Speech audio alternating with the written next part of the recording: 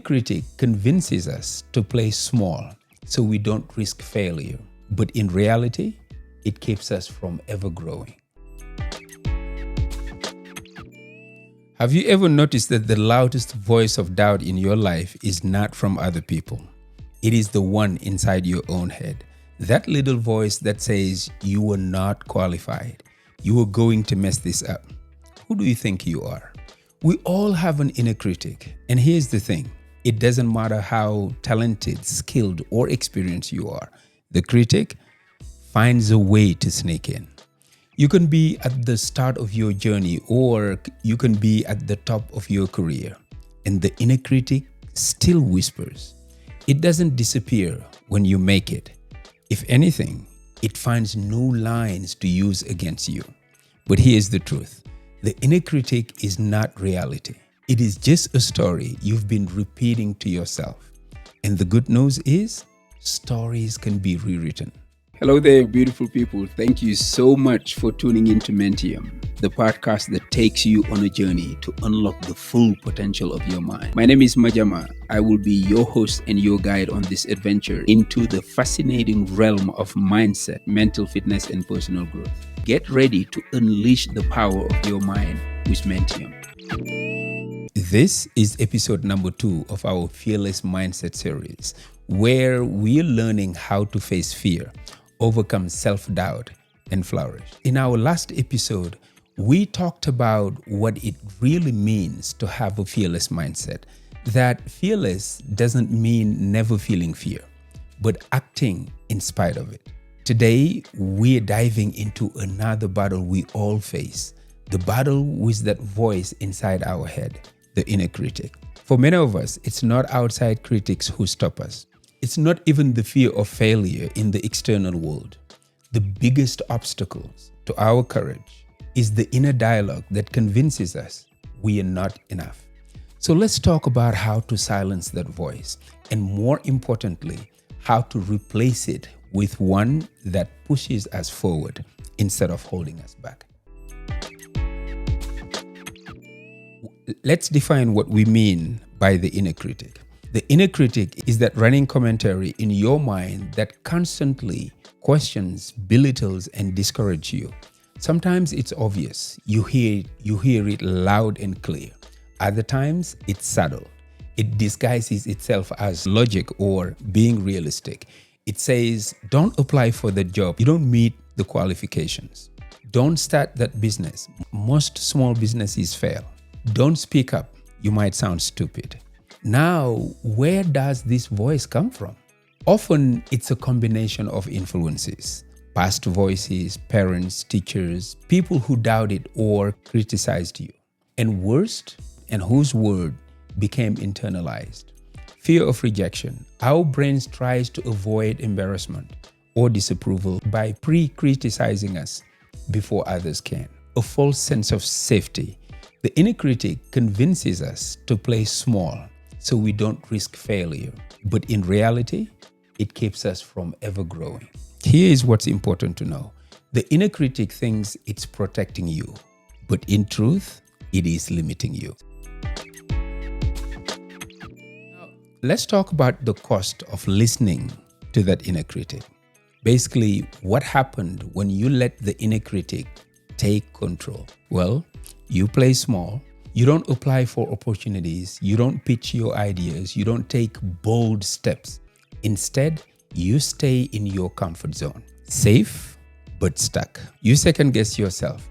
Even when you do act, you waste energy doubting or overanalyzing. Instead of moving forward, you spiral. You create self-fulfilling prophecies. When you believe I'll fail, you approach opportunities half-heartedly, and the results reflect that belief. You live with unnecessary anxiety. The critic steals peace, make you feel like you were never enough. And the greatest cost? The life you could have lived if you believed in yourself. Now imagine this. How many books have not been written because someone's inner critic said no one will read it? How many businesses were never launched because someone's critic said you will fail? How many speeches were never given? How many inventions never built? how many dreams never pursued because the critic's voice was louder than courage. I'll never forget a coaching client I once worked with. He was brilliant, talented, creative, full of ideas, but every time he got close to launching something, he would pull back. When I asked why, he said, because the voice in my head keeps telling me I'm not good enough, that people will laugh if I put myself out there. Sound familiar? We worked on reframing his inner dialogue. He began by catching that thought, naming it when it came up. Then he questioned it. Is this really true, or is it fear talking? Finally, he replaced it. So instead of I'm not good enough, he began saying, I am growing every day.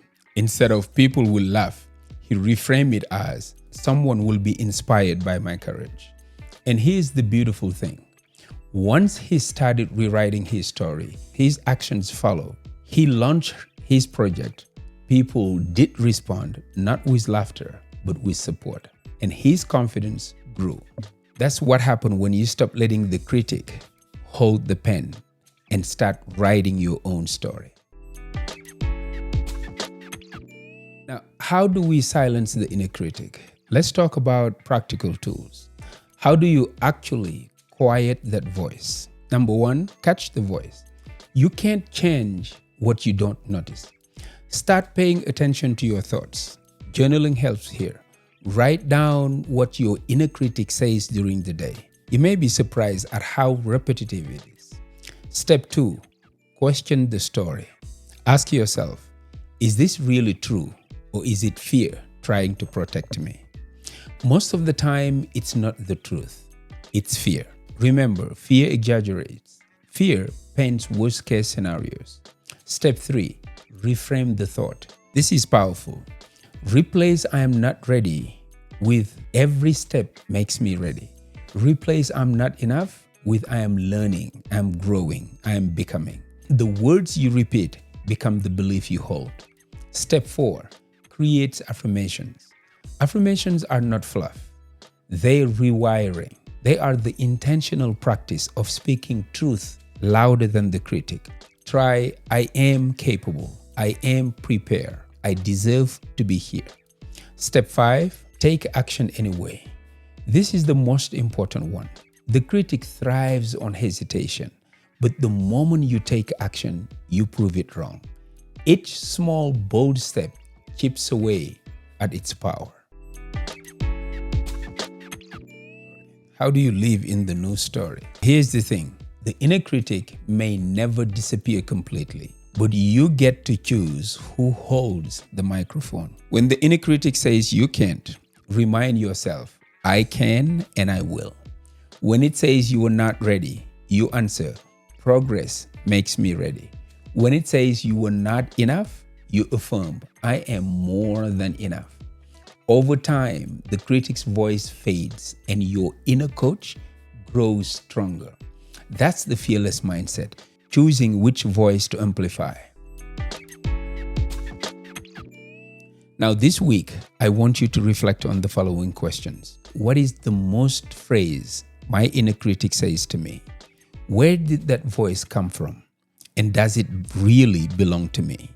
What new story do I want to start telling myself today? My friends, the journey to a fearless mindset is not about pretending the critic doesn't exist. It's about rewriting the story in your head until the voice of courage becomes louder than the voice of fear.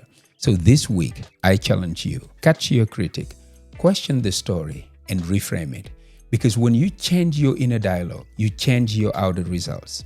And don't forget, this series is leading up to the launch of the Fearless Mindset course in the Mentium Institute this October, where we will go even deeper into silencing fear and building courage together. Thank you so much for listening. Thank you for growing with Mentium. And remember, silence the critic, rewrite your story, and step boldly into the life you deserve. Until next time, take care of yourself and your loved ones. I am Madiama, and this is Mentium. Peace.